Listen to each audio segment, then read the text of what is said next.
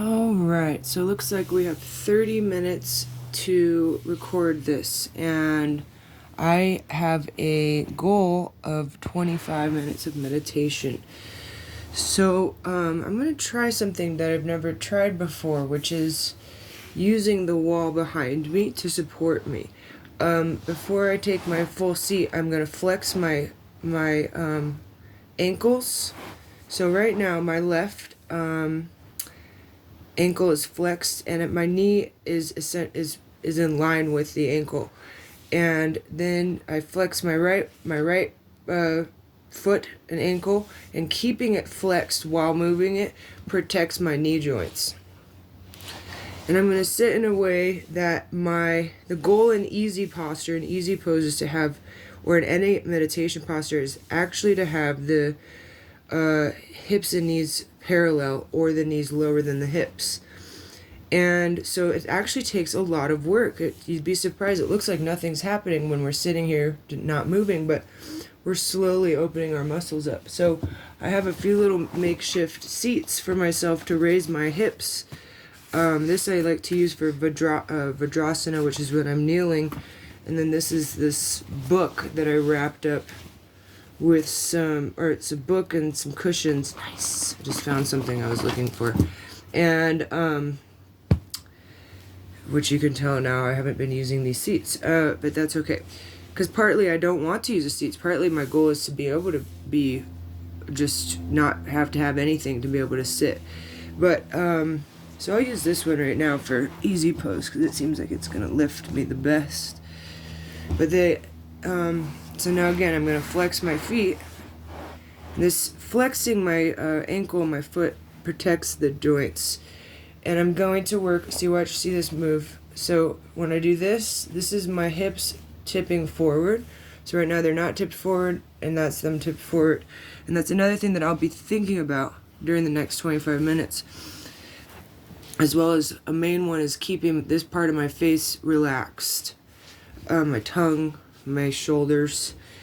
And so I'm going to attempt to see if using this, the wall behind me as support. I have lower back issues. Sometimes I cannot walk. And whether it's for 5 minutes or for 5 days, there are moments in life where all of a sudden I can't walk. I can barely stand. It's not a matter of complaint. It's just what's happening. When it happens, I can't really either sit or stand or walk or lay down. It's very bizarre. And I was in an accident in around 2004, and the not being able to walk thing happened in like over 10 years later as a result of it. So I've been doing yoga throughout since that accident, and it has always been something that I've found myself saying, what would my life be like if I did this every single day? Just like an hour of yoga and meditation a day. I really do not know. Every day, every single day. And I have met people in person that were told that they would never walk again, and they did Bikram yoga, and they walked again, and they did. And so I don't know. I'm a pretty big advocate of self-healing. So we're at 3 minutes, about 4 minutes, and I'm going to start now getting myself into this posture. And as I get into it, I might say a few things, but it is a practice of silence as well. And you might see me over here grabbing this block to hold myself up. And also 25 minutes is a good length of time, and I might move postures at some point. I might because I have to protect my back. So it seems boring or subtle, but it's actually very subtle, hard work. And there's different things that you can focus on during a meditation moment, and just the posture alone is one thing. But besides getting into where is this emotion located in my brain, and why do I have that pattern from a generational, deep-seated... Okay, here comes 5 minutes. Here we go.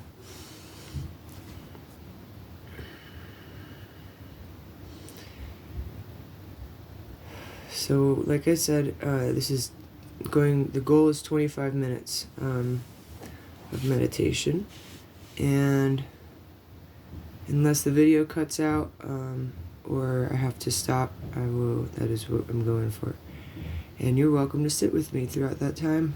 And as I find my seated posture, I will then begin to use an easy breath where I just inhale through my nostrils naturally, and then exhale a little bit longer and more intentionally than the inhale. And you'll probably hear that at some point. And that will be the thing that helps keep me grounded and not bored or and replenished. So that was just 1 minute right there.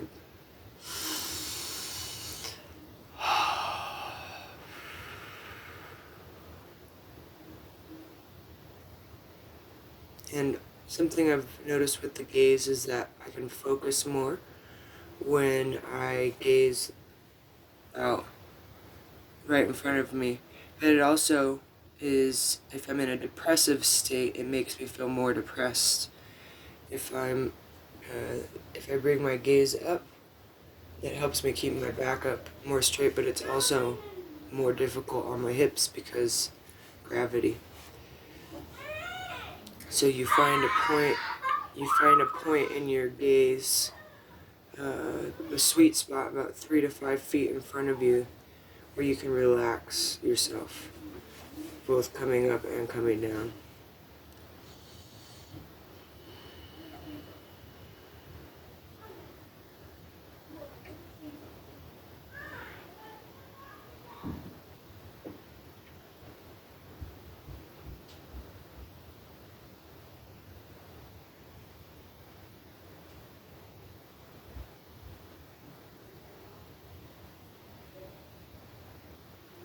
And if I was to vocalize every thought that comes to mind, I would not stop talking. And that's funny but true. The need to vocalize is because I'm educating myself on this, so I'm taking note that my hips already have a tension in them.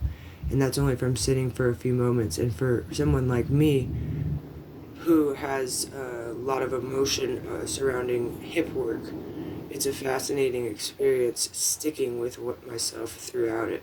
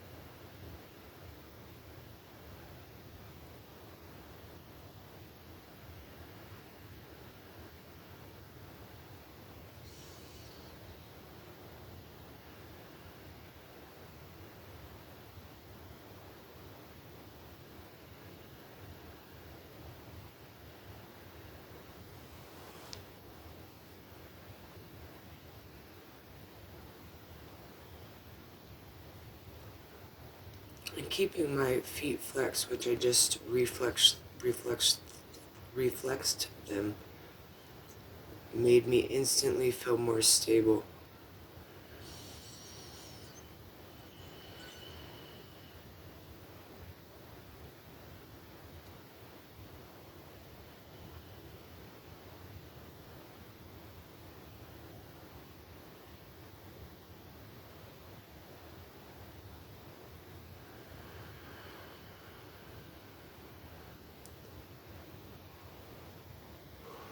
Feet, legs, sits bones, torso, hands, arms, relaxed shoulder, chin slightly tucked, eyes relaxed, forehead relaxed, top of head relaxed, tall spine,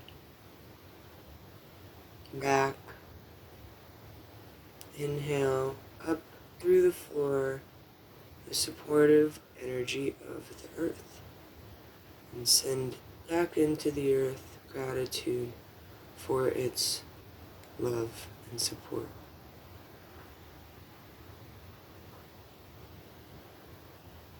Doing this is a form of affirming love and the interconnectedness that there is. It is acknowledging that even sitting alone in a room requires the support of a floor.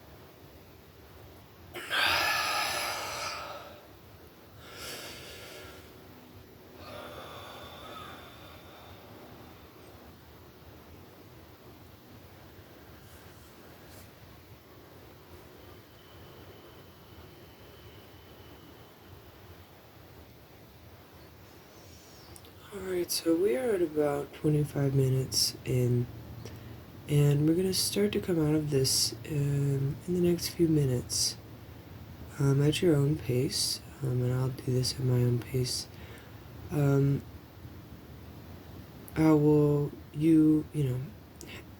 have been in this posture for a while, so to just jump up out of it is a lot.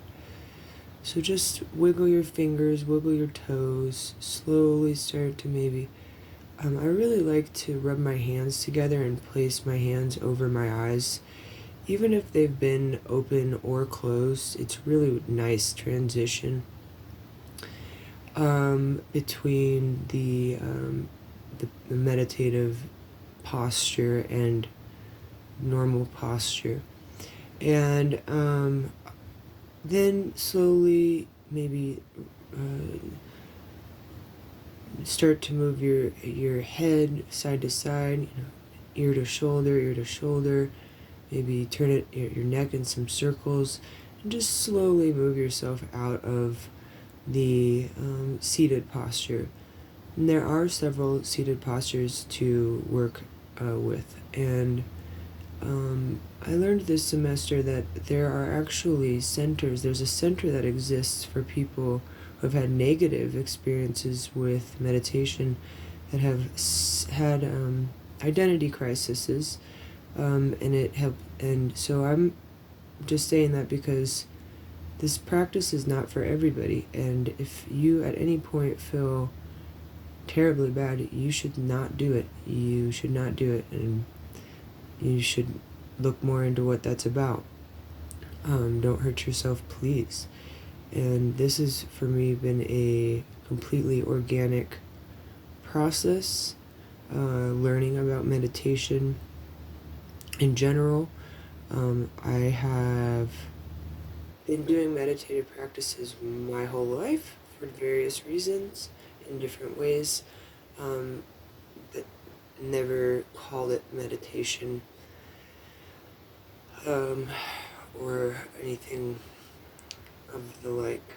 So I'm very grateful to be learning about specifically shamatha and vipassana and the 8 limbs of yoga. They are a lot, and a lot to work with, and it's very beautifully challenging. And yeah, so it's been lovely getting to meditate together. I wouldn't call this a 25-minute meditation session. I'd call it maybe a 15 or 20-minute meditation session.